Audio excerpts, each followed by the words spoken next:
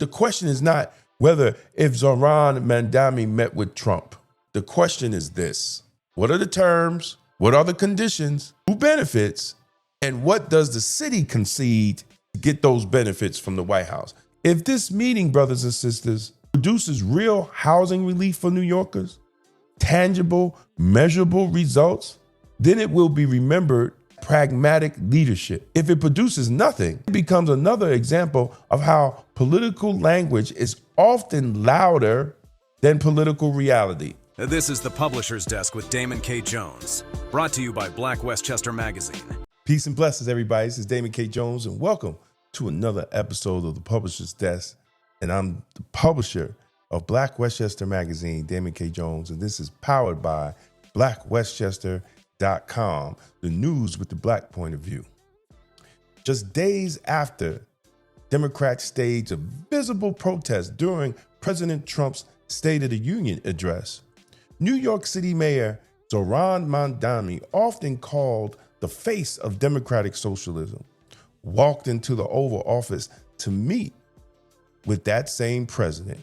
For nearly a decade, brothers and sisters, we've been told that Trump is an existential threat, a danger to democracy, a moral emergency. But when the cameras are turned off, the meeting happened. This is not just the first time Zohran Mamdani had met with Trump. This is the second time. So the real question is not, why did they meet?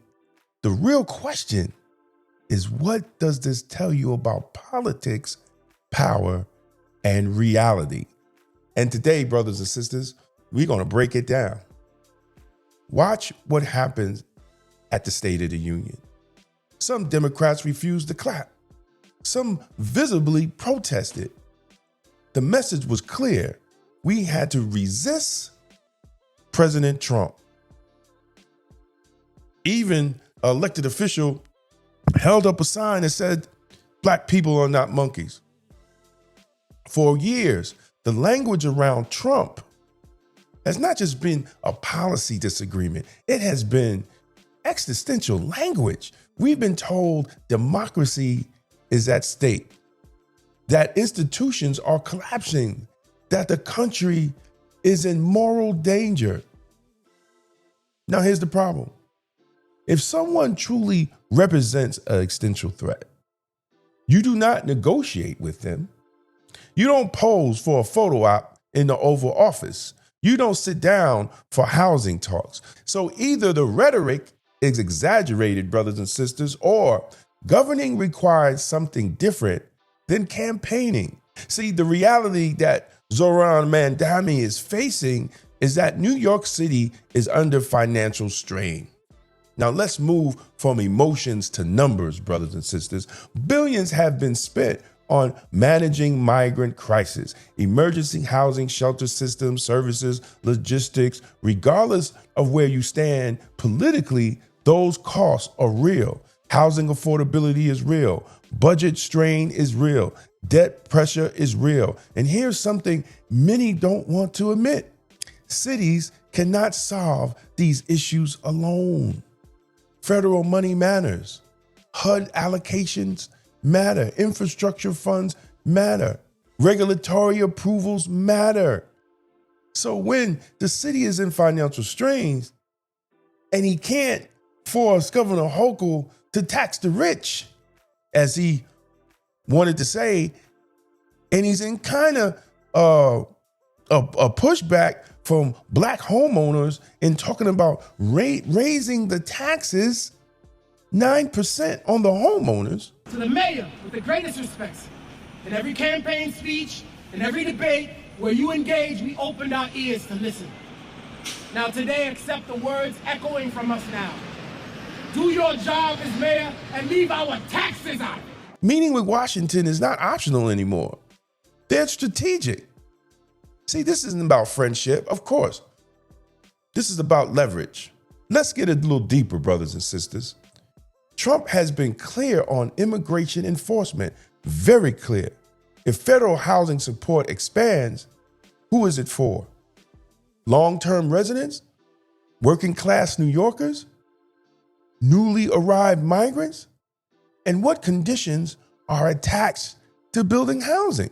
The federal government's help relieve housing pressure. Will there be enforcement alignment required? Will there be policy shifts, administrative cooperation?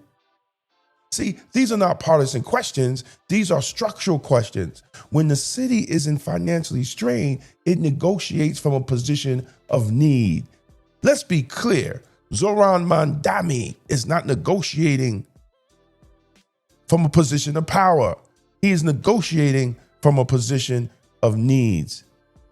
And needs changes dynamics. Needs changes political dynamics. So what does this really expose? Here's the bigger lesson. Campaign language is emotional, New Yorkers. Governing reality is institutional, New Yorkers.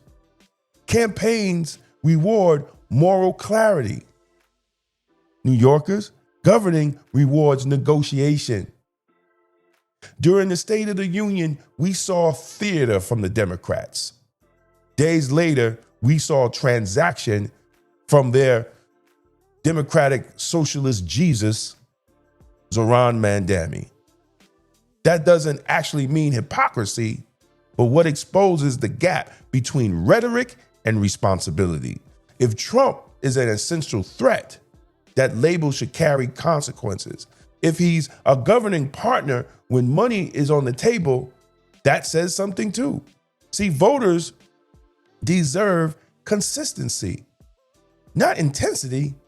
They need consistency from those who represent them. Now, let me be clear. There is nothing wrong with leaders meeting across party lines. In fact, in a constitutional system, they should. I'm old enough to remember when Democrats and Republicans used to work together. They used to co-sponsor bills. It was a working relationship to better the country. The question is not whether if Zohran Mamdani met with Trump. The question is this: what are the terms? What are the conditions? Who benefits? And what does the city concede to get those benefits from the White House? If this meeting, brothers and sisters, produces real housing relief for New Yorkers, tangible, measurable results, then it will be remembered as pragmatic leadership. If it produces nothing, then it becomes another example of how political language is often louder than political reality. This is not about cheering. This is not about attacking. This is about understanding how power actually works. Because in politics, brothers and sisters, whether we like it or not, what leaders say during applause moments matter far less than what they sign when the doors are closed. And that's the part voters should always watch. Thank you for listening. Please, if you like, leave a comment. Tell me what you think about the meeting with Zohran Mamdani and President Trump. Do you think it was productive? Who came out the better person from having that meeting? Let us know. Leave a comment, like and share. And please go to blackwestchester.com and check out our articles on Black Westchester. It's the news with the Black point of view. And as always, I leave you as stay safe, stay blessed, and as always, stay Blacktastic. Peace out. If you're serious about political clarity and independent thinking, this is for you. The Political Thought Bundle includes 3 full books, all personally singling. Democrats and Republicans, The Ultimate Gangbangers, breaks down how the two-party system operates like a legalized street war for power. Emotional Politics, Logical Failure exposes how emotion has replaced strategy in Black political engagement. Tolerance is for Cowards lays out a blueprint for extended policing and community-led public safety rooted in outcomes rather than slogans. 3 signed books. One bundle, $60. That's a $75 value. And you're getting signed copies included. This isn't left versus right. It's results versus rhetoric. Go to twosteppublishing.com and secure your signed political thought bundle today. It's going to be blacktastic. Found this video informative? Don't forget to like and share it with others who need to hear the truth. And for exclusive content and behind-the-scenes access, join the Black Westchester Magazine YouTube membership club today. Your support helps us keep independent Black media strong. Thank you to everyone who supported us through Super Chat. Your contributions keep independent media alive and thriving. We couldn't do it without you. This is the Publisher's Desk with Damon K. Jones, brought to you by Black Westchester Magazine, where life, culture, community, and faith meet truth, power, and purpose.